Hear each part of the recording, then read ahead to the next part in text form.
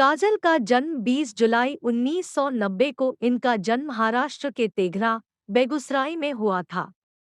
काजल राघवानी एक हिंदू परिवार से बिलोंग करती है। ये मूल रूप से महाराष्ट्र की है, लेकिन इन्होंने अपनी शिक्षा बिहार से पूरी की। काजल ने अपनी स्नातक की पढ़ाई बिहार राज्य की पटना यूनिवर्सिटी कॉलेजेस से पूरी की।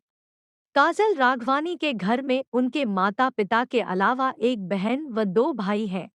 काजल राघवानी जी के पिताजी एक बिजनेसमैन है और उनकी एक भाई का नाम विमल राघवानी है और उनकी बहन का नाम धर्मिष्ठा मिस्त्री है।